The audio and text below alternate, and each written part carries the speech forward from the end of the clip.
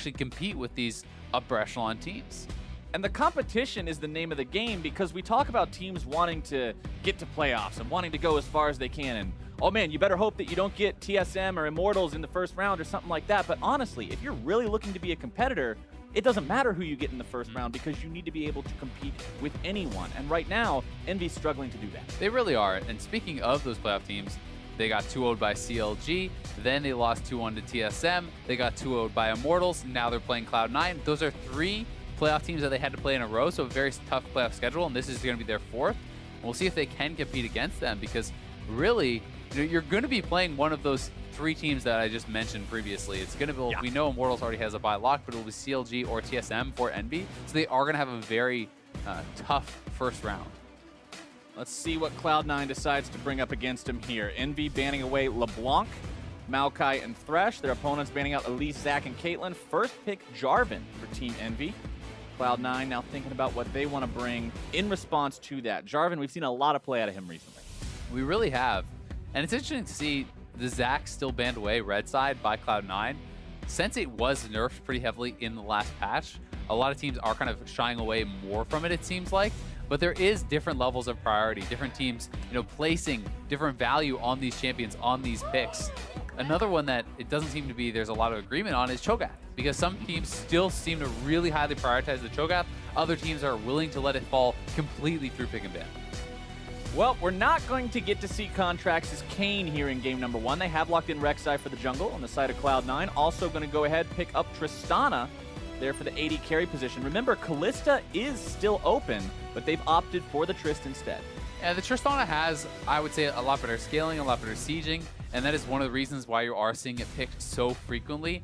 It's a pretty safe overall choice to fit in really almost any single team composition. You can go fairly aggressive with it. You can have all-in 2v2 lanes where you can see Tristana rocket jumping in. You can also go very supportive style where you want to play Janna or a Soraka or something like this alongside it and try to get to those late game stages, especially in combination with something like an Orianna. Then you can have these really powerful kind of protect the AD carry type compositions. So there's a lot of options alongside it, and with Orianna being the choice here for Jensen, we may see another more defensive support to be paired there, which really could make Sneaky pretty powerful. And Jensen is so adept at this champion too. This isn't just Orianna picked as a good champion to a team composition. This is Orianna picked as someone who knows how to use this champion to its full capability. Jensen has shown time and again, especially this split, how good he is on Orianna.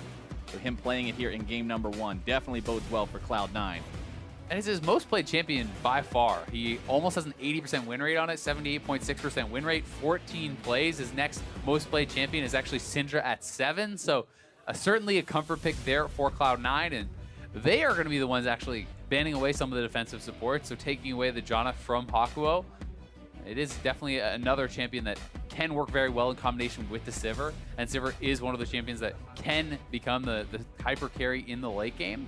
It also may kind of hint towards the fact that C9 wants to play some maybe more diving style champions, because Janna is something that can work very well against those. So if you wanted to bring something like a Kled or champions along those lines in the top lane, then maybe taking away that Janna makes some sense. Janna also one of the best abusers of Ardent Sensor, the item that suddenly has just catapulted itself to the forefront of support itemization. Everybody, there's been whispers sort of for a while about how good this item is, but now everyone is finally realizing how powerful it is, and Janna being able to get such use out of it.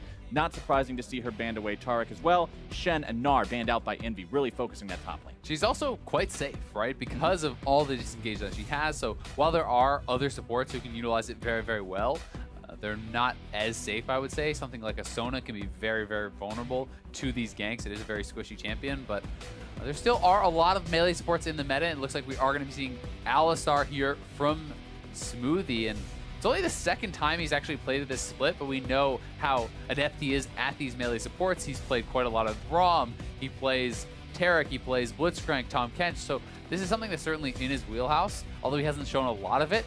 And it can be a very exciting champion to watch. It's also a pretty interesting interaction with Sivir, because Sivir, you would think, well, you can block the combo with a spell shield, but when you do the headbutt pulverize, you actually block the headbutt and you still get pulverized, so you still basically get knocked up, and it's very difficult for the Sivir to actually be able to really do anything about that combo, and it almost completely nullifies that spell shield. Well, if one spell shield's not enough, why not use two? Morgana locked in for Team Envy in their support role, as they also decide to pick up that dirty old Cho'Gath you were talking about before that's able to hit so hard with the true damage late game while also being so tanky. Yeah, there's a lot of good matchups for Cho'Gath. We have to remember this could be flex still. It could be going to Lyra, or in the top lane there to Seraph. And it's looking like it will be Galio as the pick here coming out for Impact. And I think that Cho'Gath can match up quite well into that. You can scale very, very heavily. Yes, you will be able to see Cho'Gath sometimes getting pushed in, and sometimes kind of the roams from Galio are going to be more effective. That's what Impact is going to be looking to do. But Seraph can very easily farm this out, can start to stack up his fee stacks, and become very, very powerful later on in the game.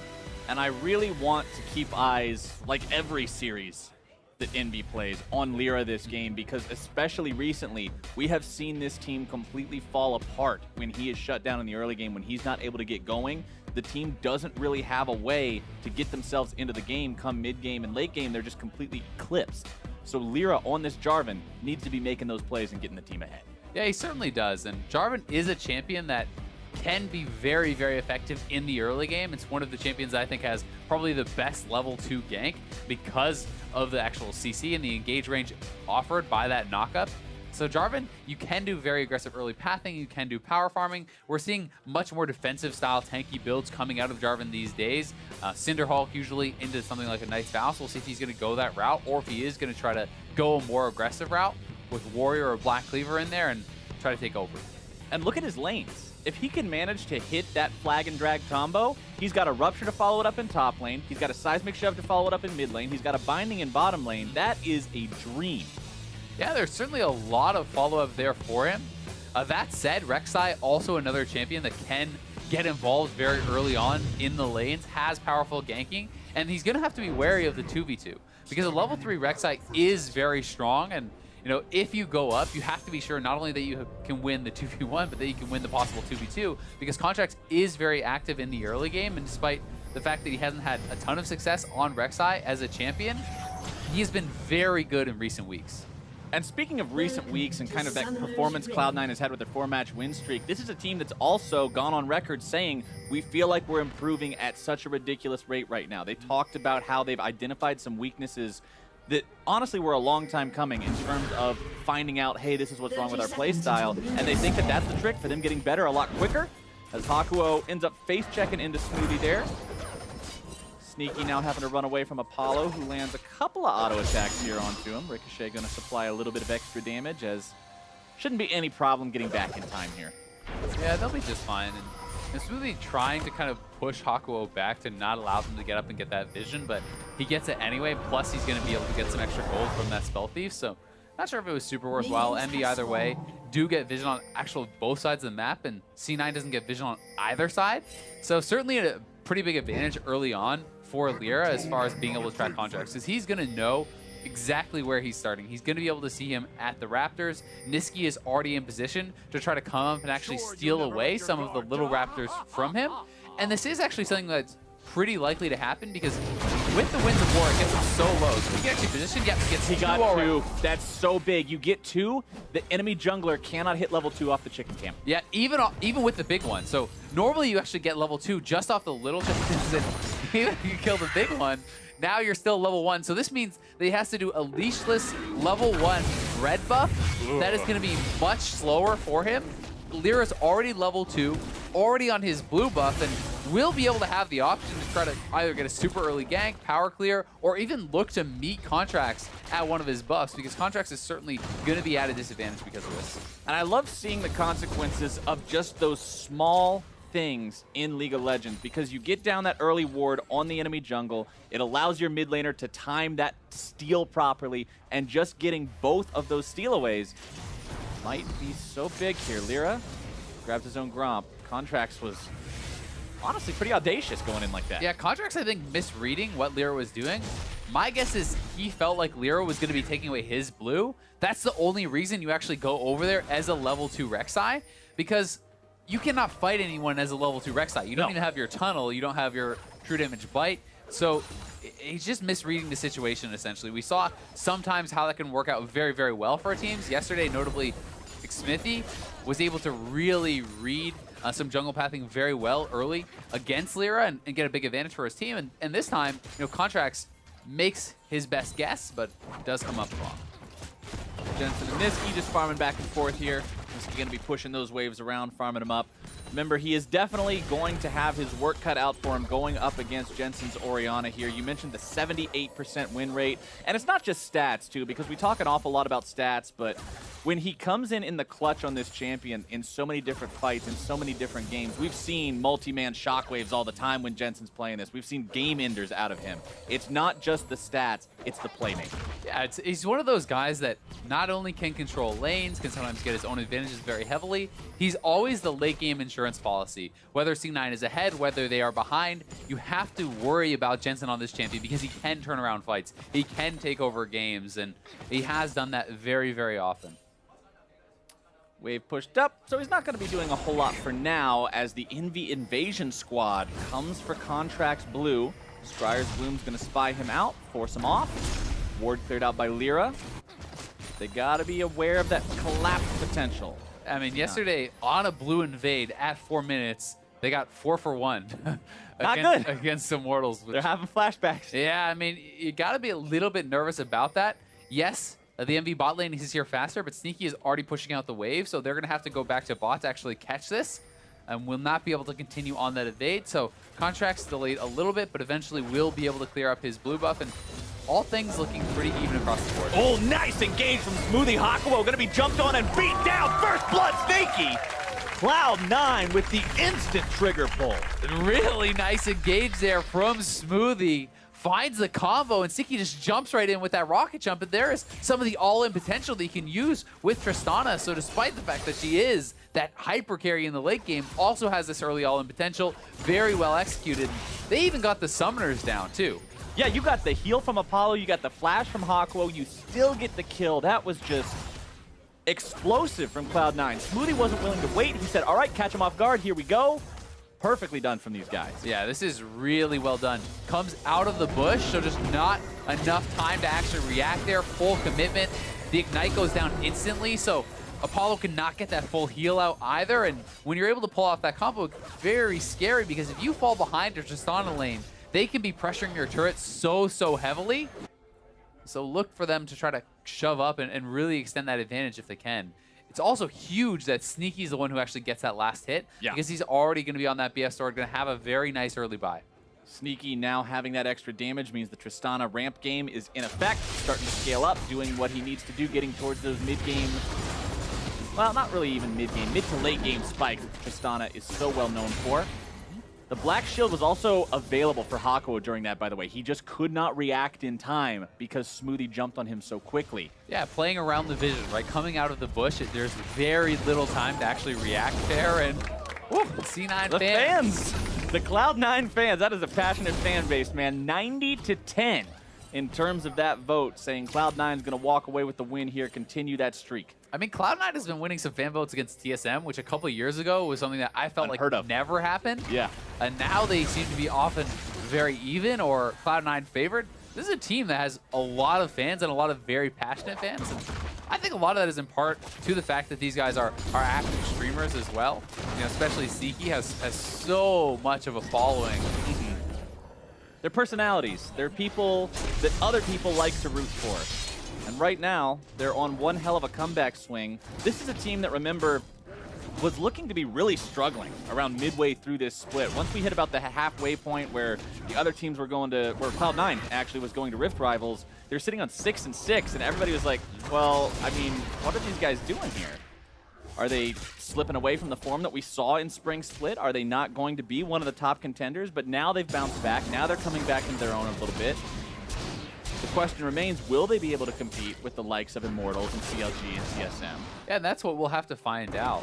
I mean, I think a big part of the resurgence has been the fact that the newer meta has been fitting the top lane, and the top laner Impact has been performing, I think, a lot better than he had been in the earlier stages of the season. For me, that was the big difference between this season and last, was that C9's top lane had been so strong and was really struggling in the summer split. And now, with Impact performing, they're doing so much better. They have that rock in the top lane. They're looking for another all-in. Here they go again. Apollo now the victim as contracts come in. Hakuo, Black Shield onto himself. I don't think it's going to be enough to keep him alive today. Smoothie catching up. Hakuo running away. Lyra comes in, but it will not be in time. Now, can they finish him and make it a triple? Level 6 on Lyra. In comes Niski. Can they turn this one around here? The Cataclysm goes off. Smoothie having to blast away. Jensen makes his way into the fight. Lyra still low, but gets away. Cloud9, 2 for nothing. Yeah, 3 for 0 now on the scoreboard. They get a lot of summoners out there. The minions are already shoved up. They're going to look for this first turret, and with EnVy basing, they should be able to knock it down and get a huge advantage. We'll see if they want to give all that solo gold over to Sneaky, because that could really put him so far ahead. What a landslide bottom lane for Cloud9. Contracts will stick around, take some of that gold as well. Sneaky doesn't need all of it. He's already got 1 kill and 2 assists. Contracts wants to get a little bit of a bonus going as that jungler. Apollo's? Okay, they're not going to jump on him. They're not worried about this. That may mean an important item completion or a breakpoint or something for Contracts, but I always do favor actually giving it over to the AD carry in a composition like this, because you have so many ways to enable them with your front line. But anyway, here is the play. Feel like they've caught Smoothie out. The Contract's already on the way down. Nice combo. No Black Shield. Able to come out again there from Hakuo, so does not have a reaction time 2 times in a row. And then Hakuo flashless because of the first blood means that they can chase in. Contracts executes him. You can see Talia looking to make the roam down, and Lyra is 6, so they try to turn this around, but Jensen very quickly was on the way, and the Blast Cone was still available, which means he comes in, and he has to retreat, knowing the Shockwave could actually mean 2 more kills. And Smoothie's flash there was so good because he made sure he was at the very edge of that Cataclysm, so he got over both the Cataclysm wall and the Talia ulti wall, completely getting himself out of danger, preventing that return kill from EnVy. Very well played by the Cloud9 support this game. Dude has been going off. The first blood engage, the turnaround there. His top lane, though, they're actually going to look for another kill. We'll see if Seraph can get out. He does have his flash, but may not be enough mobility, and EnVy's roaming up. This is the problem with Cho'Gath. It's so hard to get away. Cloud9 still looking for the kill, a little bit more, and Seraph's still going. Does get taken out, but Lyra and Niski have made their way in here now. It's 1 for 1 so far. Lyra, fail flash, doesn't get himself over the wall. Niski still chasing Impact down, but the dunk comes in. Yeah, he's able to live long enough, and despite not even using his ultimate, they do get 2 kills. C9 is pushing mid lane, though, so the trade still goes their way. They're down a kill, but up a mid lane turret, the most important one. And Impact should be able to defend topside as he has his teleport when he does res. We'll see if Niski can actually knock it down before then. Might be able to. And this is one of the things that's a lot of the times brought up when people are talking about, is Cho'Gath OP? Is this a really good pick? He's so vulnerable because he's immobile. To be fair, in those situations, he is quite vulnerable, but it's a very tanky champion. And one of the things I would have liked to see out of Seraph is actually just use the Feast. If you're going to die and your team is coming up, you should always use it, even if you're not going to get the execute, because it's putting out that additional damage to then win the fight later on. This is something that Seraph does not do, but it does get taken down. Doesn't get that Feast off, was I think trying to hope that he could actually get a stack from it. Right. Instead, they're not able to do that, but EnVy does clean up a couple kills. They're now looking for a fight again on the bot side. We'll see if they can take down Lyra. Tries to do the flag and drag combo, instead just gets jerked all the way back. And now there's nothing that he can do. Nothing that he can do, and they're going to be on to the Mountain Dragon here, looking to knock that one down as well. Cloud9 feeling like they are in full control, looking to maybe get a steal, but Contracts does have Smite, and there's no jungler up for EnVy, so C9 will just simply pull it out, eliminate the chance of that steal. Boomerang Blade over the wall, not doing anything. Easy money for Contracts. Cloud9 playing as a coherent unit early on in this game. Yeah, they really are. And Jensen able to zone out Niski. Niski gonna find himself soloed here if he's not careful. Apollo tries to come in, but Jensen's already done the deed. Now they're looking to get even more. TP canceled. Hako and Apollo still retreating. Cloud9 still on the chase. It was Seraph who canceled Impact's TP. Lyra is here, though, and Siki is not joining the team. We'll see if EnVy can try to fight for this. They are falling very far behind. Smite for Smite, and the patience reset makes it so Lyra can't secure, and Contracts gets the red buff instead. Yeah, Contracts going to be able to take that away. Another thing going C9's way. You would expect that the teleport from Impact got canceled out there by Seraph, so we may see if that was the case, but Either way, Sneaky was pushing on the bot side this whole time, and the fact that C9 was not punished, that he didn't join, means he gets the additional farm, he gets the push in the wave, gonna have a great reset for a buy, and everything really is going Cloud9's way. We'll see if they decide to rotate their lanes around, and they are gonna send their bot lane top, it looks like, but we'll watch the fight one more time. Jensen getting zoned out. They see that they actually have him kind of locked down here, so Smoothie roaming up, pops the ultimate to break free, and coming in for the collapse. There's just no way to actually react in this. It was the interrupt there, which does at least save some of the lives of Envy, but still, I mean, it's kind of the best of a bad world since they are really just bleeding out a lot of objectives. They're bleeding out a lot of gold, and we'll see if they can even defend on this topside turret. Niski really has to show respect to the Orianna that has control of that corridor leading into mid lane as well. I mean, Jensen was right there. The ball was in position, but Niski walked up to it. You saw in the replay, and that's... Against Jensen's Orianna, that's not something that I think you're willing to do as a risk. Yeah, I mean, you try to take that greedy path. He wanted to get back in there to be able to pick up some of that farm that was being lost, but taking that path locks them into a fight that they cannot win and does cost them even more. Ooh, nice interrupt. Sneaky almost gets himself comboed down. Good disengage, though. Yeah, the headbutt there from Smoothie was so good, and Niski may get soloed out again. Not again, Niski. Jensen with the killing spree. Niski decides to not even blow the flash there, but Jensen gets another solo kill, and he is getting very far ahead here. While on top side, the bot lane going to be looking to pressure up on this turret. Galio has already rotated down to bottom, so Seraph is going to go down to match, but this is something where they can actually look to set up a dive because they're taking away the blue. There's 4 members of Cloud9 up here. This could be dangerous for Envy. Things are getting very dangerous very quickly for Team Envy as a whole. Contracts finds his way towards Apollo, forces out the Sivir ulti. That being used to disengage means Contracts will back away, but now with that ulti down, that's one sigh of relief that Cloud9 can have should a team fight break out. Hey, they don't even have that thing to fight us with. Let's go ahead and push up. That makes you play that much more scared. C9 doesn't want to risk executing that dive right now, though, so they are going to retreat back to the Rift Herald. There's a lot of Envy members in the area, though. You can see Lyra moving over here. Talia does have ultimate available, so they may look to fight this. They are falling quite behind and might feel like they need to make a move. So TP's coming in. They are going to go for the fight. Here we go. Sneaky disengaging, jumping himself away. Lyra trying to go in all the way. Rift Herald down to 1,000 HP. Smoothie's got the ulti pop. Blue team takes the Herald. But now Lyra's going to find himself caught out. Impact there into the back lines. Contracts kill number 1.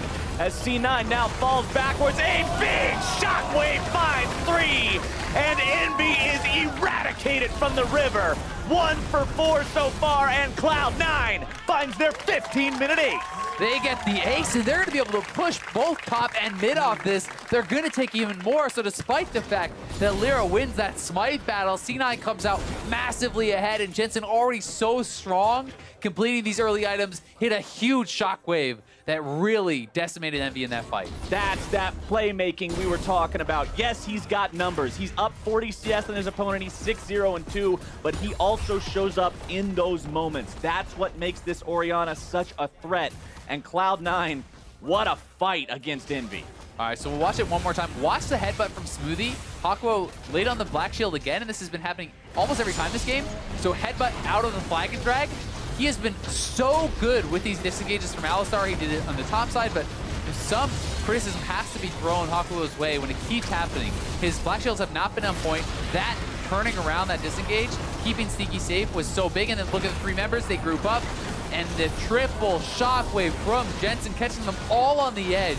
You have to be so good about tracking that Orianna ball, or Jensen will catch you like this in the team fights. And Envy gonna fall prey to him once again. Jensen gonna be on 2 items with the upgraded boots, and Niski knows it. They are gonna be in tough this game. And you can't blame the team for trying to take a fight there because, as you said right before it, they were falling behind. You can't just concede the entire map and expect to play a game that you have any chance in. That's playing not to lose. It's not playing to win.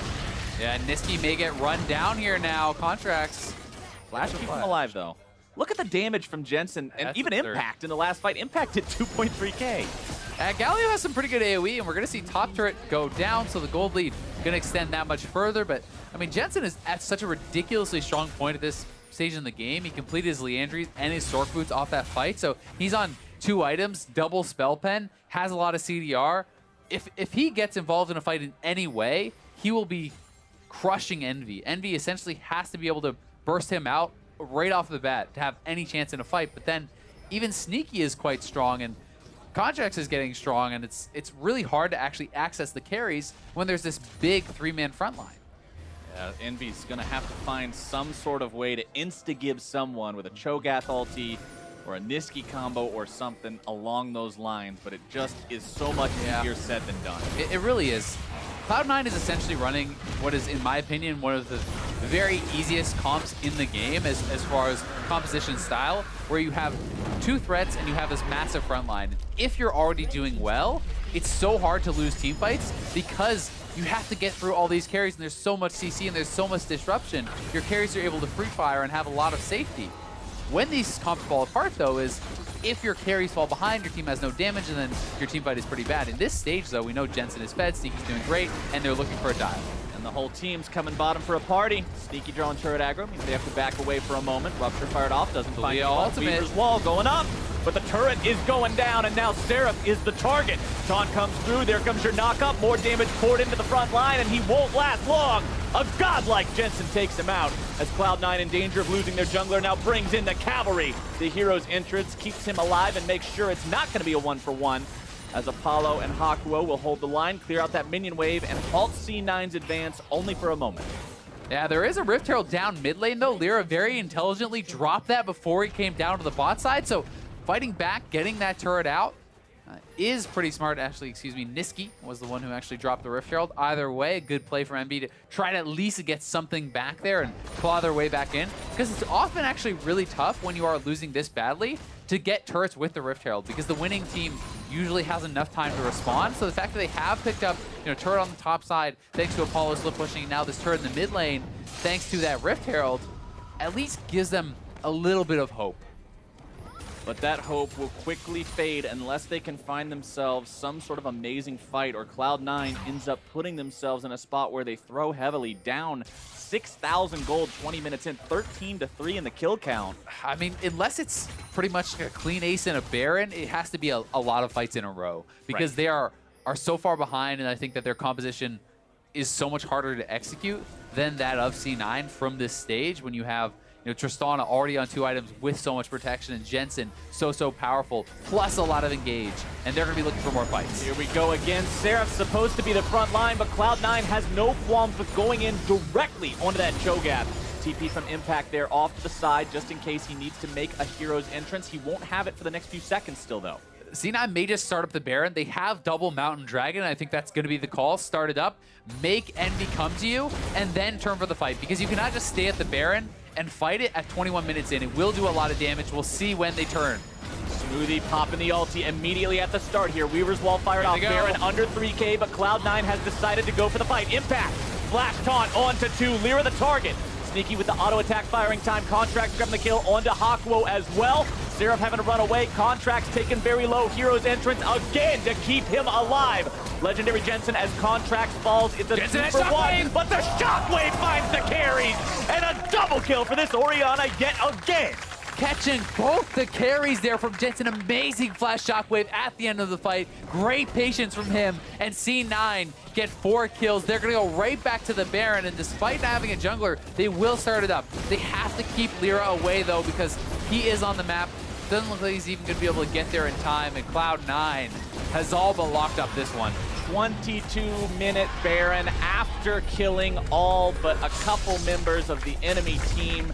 10,000 nearly the gold lead.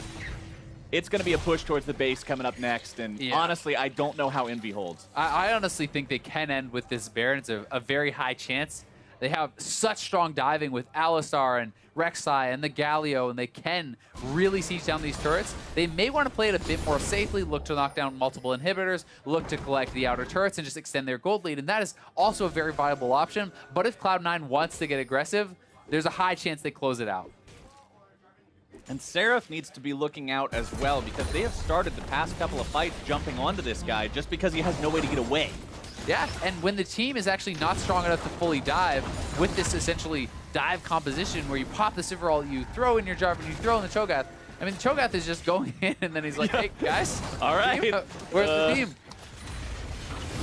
Throw a couple question mark pings down there, and everything's good to go. Cloud9 good to go in the top lane, pushing down the tier 2 very, very rapidly. That'll be turret number 6 for them. All that's left is the enemy base. I mean, they just knocked down 2 of the last outers in a couple seconds with this buff, and now the Baron buff enabling them to go straight for the inhibitor turret. It's gonna get knocked down very fast. It's gone. Impact just channeling the taunt there on the front. Seraph backing away with the black shield to keep himself safe. Orianna ball thrown down right next to that inhib. If EnVy tries to defend it, they're going to be caught out. Niski now jumped on Smoothie again with the initiation. And Jensen legendary as EnVy is routed. The game is over. Sneaky is on a killing spree. And Impact grabs the inhib. All that's left is to put the last few shots into EnVy's remaining structures. Nexus turret number 1 falls. Nexus turret number 2 is the target until Jensen and Smoothie again go in. Jensen decided to pad those stats just a little bit harder as Lyra can't find his way back into the spawn platform. Nexus turret number 2, hacking, but a double kill for Jensen in the enemy fountain. The Nexus will go down pre-25 minutes. And in game 1, Azale, Cloud9 makes a statement. Jensen just 100 to 0's Apollo in the Nexus to finish that game off. 12-0-5 for him on the Orianna. And oh my God, what a performance from Cloud9. They were watching Immortals yesterday, and they're saying anything you could do, I could do better. We can do it just as well, if not better. That was such an amazing show from everyone on the team. Contracts going in, Impact making sure he was right there with him, protecting him. Smoothie's constant engages, Sneaky's damage. I'm not even going to put Jensen in this list because the whole game was a highlight reel for him. Yeah, I'm very impressed by Smoothie as well. In particular, he really stood out to me. Yes, Jensen took over this game, but I think the Alistar play from Smoothie was so good, so quick on actually disengaging, knocking Lyra out of his flag and drag almost every single time in the team fights, finding the critical engages, allowing them to push the pace, great vision control. Really, C9 can be proud of this game as a whole. They're playing a playoff team, and they made it look extremely easy, and this is the kind of form you want to see going into these tough matchups that they're going to have, is they have Dignitas in the first round. That's what we talked about, right? When you have a playoff team versus a playoff team, it's kind of a preview of things to come. But for more on that commanding victory, we're going to send things down to Dash and our analysts. Thank you very much, Captain Flowers. Commanding is one word for it. There's plenty of other crushing words that you can use. Demolish, a clinic, any of these things. A great game at that. For Cloud9, this is exactly the way they want to be coming into Week 9 in terms of form when it comes to the way they're facing up against playoff teams. You mentioned that more recently, the success they've had has been against teams that they're not necessarily going to be facing in the playoffs. All right, well, here's one of your playoff teams, albeit the lowest ranked playoff team, but you come in and you put up a performance similar to what we saw out of Immortals yesterday. Things are looking good. I mean, it's just such a crazy game out of them where they are able to play the patch very well, and we get to see once again that people just can't target mid laners. So Jensen gets his hands on Orianna, that's his comfort champion. Top lane gets pinched as a result, but there's so many tanks up there now. He's able to take Galio last. EnVy were put in a weird spot where they weren't sure if they wanted to put the Jarvan or the Cho'Gath up there most likely. They go with the Cho'Gath, it's hard to criticize it. Yeah, the only thing is, like, if you swap it, Jarvan's like a better lane matchup, and then the Galio doesn't get to build Abyssal Mask first item and help Jensen out. But if you put the Cho'Gath up there, pretty easy to gank, but does have a little bit of kill pressure when he hits level 6. But that's kind of the difference. All right, so a bit of stuff around champion select. Really, though, it came down to the play. And Smoothie in the bot lane put together some really impressive engages on that Alistar. Again, showing that if you put him on a playmaker, he is willing to make the big play. And these have to be fast, because it's Black Shield and there's a Sivir spell shield as well. So you have to sit in that bush. You have to have those snap engages. The Sivir, isn't really that great of a matchup into the Alistar because the headbutt pulverize. You will always eat the pulverize afterwards. But right here, Smoothie turns it around, and they weren't expecting this, even though they have full vision of it. Aqua was trying to reward the bush and doesn't Black Shield, even though he does have it up there. Yeah, multiple 2v2 kills for that duo of the bot lane. And this is a big thing because so typically when we talk about C9, we're looking at it's the Jensen show and how does the rest of the team support him. When you're coming into these final weeks and you're looking to be in top form, I think top form for C9 is, yes, a well-performing Jensen, but the supporting cast needs to step up to his level in a sense. That's the big thing, is there always needs to be one guy, and recently it's been contracts, and Smoothie has started coming back with all the playmaking supports now. We've seen Monteric starting to step up, and here on Alistar has a huge game around the bot lane early on. They get the turret after that play, and that's kind of what gives them their first gold lead. But then, like you said, it's the Jensen show. He's like, don't forget about me, guys. Always comes back to the Jensen show. Let's roll a couple clips here because this guy is solo killing people multiple times over throughout the game, landing some of the most integral shockwaves. Yeah. A 12-0-5 scoreline. Are you kidding me? It's ridiculous, and that's a 24-minute game. So he accelerated the pace so heavily with those solo kills into the team fights immediately afterwards. And Jensen's just team fight fundamentals as a mid laner are so damn good. He is so aggressive in the lane phase as well. He's not getting like gigantic CS advantages over people. This game he did, but in general, he just knows how to play the lane and the team fights with the lowest risk possible to him. Right, and I mean, like, shockwaves like that are why he gets player of the games. Not like because he's keying it off of a great engage by Smoothie. And Smoothie played this team fight really well with a couple nice headbutts, but at the end of the day, it's a massive, unassisted, basically three-man shockwave that wins them this fight definitively. And later on, there's a team fight where Impact on Galio's running away is like, this fight's over. And Jensen flashes forward, is like, no, I'm getting 2 more kills. Gets another ultimate. This guy is such a playmaker, gives himself monster leads. Yeah, and so Jensen's just been performing incredibly well the entire split. And coming into playoffs, everybody's eyes are on him because right now he seems like that pivotal member of Cloud9, and we're looking for him in those clutch moments as it moves forward. Yeah, but the honorable mention goes to Smoothie, and this is where I do want to expand the conversation to the rest of Cloud9. Again, we're looking at these other members to step up to the plate, and it was interesting, I think it was last week, Mark, we were looking at Player of the Games, and we actually noticed Sneaky, maybe not with this Player of the Game here, but Sneaky actually holds the most Player of the Game awards on the team, which makes it so interesting that we're constantly talking about the team as relying on Jensen. To a degree, I feel like we've gotten to this place of expectation that Jensen just has to so wildly overperform for us to actually give him a nod of Player of the Game. If you just look at this game, Smoothie was like this close to getting it. If he didn't get all those solo kills, and if those team fights weren't his own plays, if let's say they were following up on Smoothie engages, he never would have got the Player of the Game this time. Like, he has to play so well to pull them away from his teammates when they're stepping up. Well, I also feel like Player of the Games is going to have a little bias here because of the fact that when the team loses, Jensen has like an 8-1-2 scoreline, right? So when they lose, he's the best performing member on the team. Right. When they win, somebody else has to step up to assist Jensen because he's always going to perform at a very consistent rate, even in their losses. Right. So when they win, we look at the person who's not Jensen and go, they won because he stepped up. And, you know, Jensen's still doing his thing. So the person will more often than not actually get favored in that. On the side of Envy, struggles continue here. Again, they're looking to prove themselves to these other top-tier teams. They've got to instill a little bit of fear into the opposition coming into playoffs and at the same time bolster their own, you know, mentality moving into these best-of-5 series. This is another knock to that mentality. How do they recover from this? What's the solution for Envy? It feels like their bot lane has slowly started slipping down, you know, the kind of rankings, if you will, where at the start of the split, it's like, wow, Apollo looks like he's one of the best ones out there. Hakuho is really stepping up. And their bot lane's been very, very quiet ever since they've kind of gotten off some of their comfort picks when they were getting the Caitlyn's and the Kalissas. And it feels like now that they're forced onto the Sivers and stuff, it doesn't look quite as good. Yeah, I feel like Apollo is still actually very good. I just felt like Hakuho that game, he got shut down early, blew his flash, and then the next time he was going to reward the bush, and then they had already given up 3 kills by the time that he had really been able to counterplay Smoothie. So I feel like that was Smoothie really hard out playing Hakuho, and not so much Apollo in that sense, because Apollo is kind of like letting the support dictate the bottom lane for the most of it, and then when they get to the mid lane, he's able to kind of pop off. Well, Envy looking for 2 wins in a row here. We're taking a quick break. When we return, though, it's Game 2 between Cloud9 and Team Envy. Don't go anywhere. You're watching the North American LCS.